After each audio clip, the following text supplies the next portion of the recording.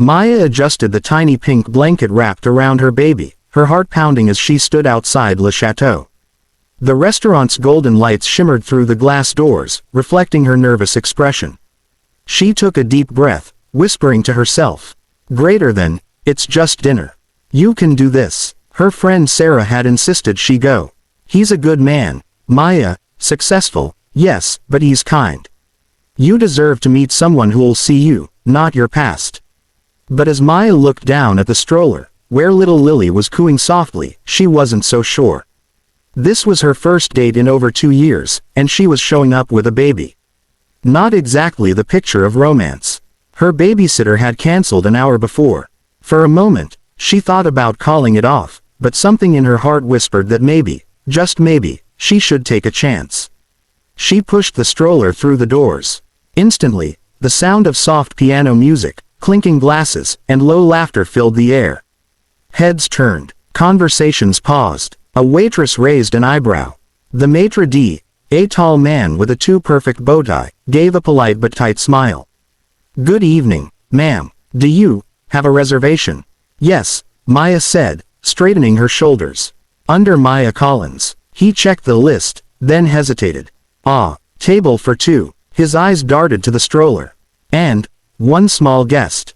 Maya forced a smile. "She doesn't eat much." A few people nearby chuckled quietly. A woman in diamonds whispered to her date, "Can you imagine bringing a baby here?" Maya's cheeks flamed. She wanted to turn and leave right then, but before she could, the maitre d' gestured her toward a quiet corner table. She settled in, trying to distract Lily with a toy. Her nerves danced with every passing minute. Then the door opened, and the entire restaurant seemed to take notice. Ethan Cross had arrived, the CEO of Cross Tech Industries. He carried an air of quiet command. Tall, broad-shouldered, and impeccably dressed, his presence alone drew attention. But there was something else, something softer in his eyes, as if beneath all the success was a man who'd forgotten how to smile. When his gaze landed on her, and the stroller, he froze. For a moment, neither of them moved. Then he smiled politely and approached. "Maya Collins." She nodded, nervously tucking a strand of hair behind her ear.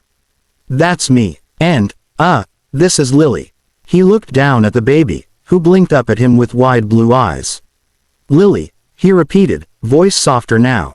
"Beautiful name." I'm so sorry," Maya blurted. "My babysitter cancelled at the last minute. I didn't want to stand you up, but I understand if you'd rather reschedule." Before he could answer, laughter rippled from the next table. "Seriously, who brings a baby on a blind date?" One woman whispered. "She must be desperate." Maya's hands clenched in her lap. Her throat tightened. "I think I should go," she murmured, fumbling for her bag. But Ethan's calm, low voice stopped her. "Greater than, sit down, Maya. Please." She froze. He stood and moved around the table, crouching beside the stroller. The restaurant quieted. Even the waiter stopped mid-step.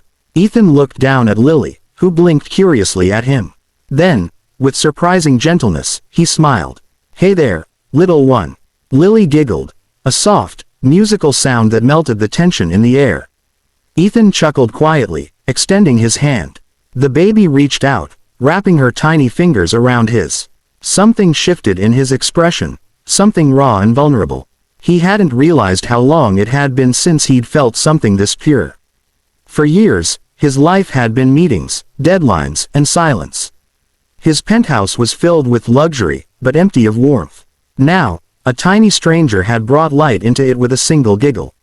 He carefully lifted Lily into his arms, his movements surprisingly natural. The sight made the entire restaurant still. Maya's lips parted in disbelief. You don't mind." Ethan looked up, a small, genuine smile breaking through his usual composed mask. "Greater than, mind. No, I think she just made this the best blind date I've ever had." The whispering stopped, the stares softened, and as Ethan held Lily close, her small hand resting over his heart, Maya saw something she hadn't expected. Not pity, not judgment, but understanding. Dinner turned out nothing like Maya imagined. After Ethan held Lily, the atmosphere shifted. The judgmental stares faded, and the whispers stopped. He didn't just tolerate her daughter, he adored her.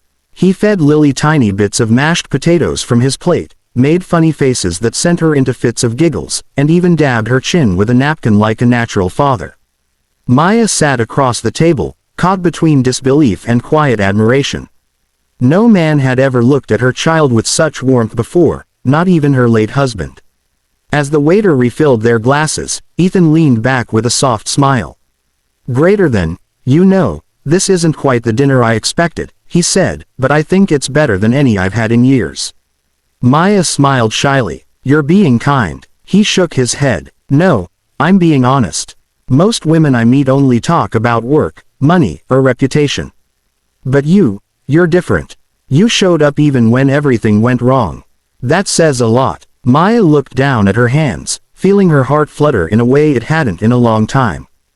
"Different isn't always good." He met her eyes, voice steady. "Greater than, it is when it's real." Her breath caught. For a moment, the world around them blurred. Lily babbled softly between them, her tiny hand resting on Ethan's wrist, grounding them both. When the check came, Ethan waved it away before she could protest. "Greater than, dinner's on me. Consider it a thank you for letting me meet the most charming dinner companion I've ever had."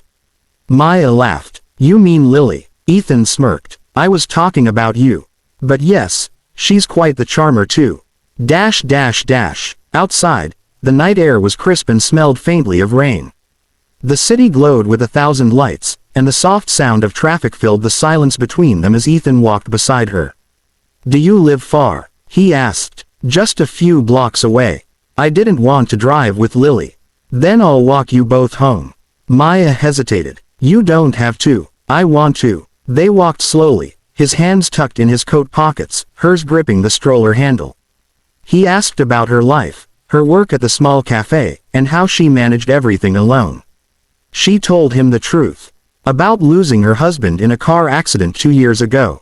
About the long nights working double shifts, the exhaustion, the guilt of not being enough. Ethan listened without interrupting. His usual CEO composure softened into something deeply human. When she finished, there was no pity in his eyes, just quiet admiration. "Greater than, you're stronger than you think," he said softly. "Most people would have given up. You didn't." Maya swallowed hard, touched by his sincerity. "I didn't have a choice. Lily depends on me." He looked down at the stroller and smiled faintly. "She's lucky to have you."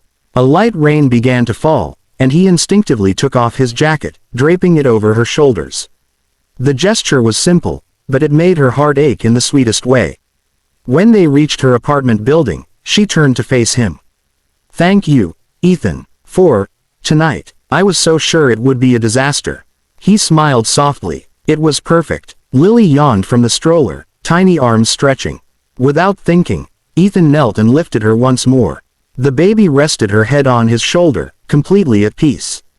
Something inside him cracked open.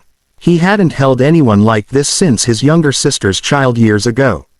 Work had consumed him since then. Success, profit, status. But holding Lily, feeling her small heartbeat against his chest, reminded him what he'd lost: connection. Maya watched, her eyes misting. "She likes you," she whispered. Ethan looked up, his voice quiet but full of emotion. "Greater than, maybe because she knows I needed her." They stood there in silence, the CEO who had everything but love, and the mother who had nothing but love to give. When he handed Lily back, his fingers brushed Maya's, sending a spark neither could ignore. "Can I see you again?" he asked, his voice low, almost hesitant. Maya's lips curved into a trembling smile. "We'd like that," he smiled. Truly smiled this time, the kind that reached his eyes. "Greater than, then it's a date. No fancy restaurant next time. Just you, me, and Lily." As he walked away into the misty night, Maya stood on the steps, holding her daughter close. For the first time in years, she didn't feel invisible.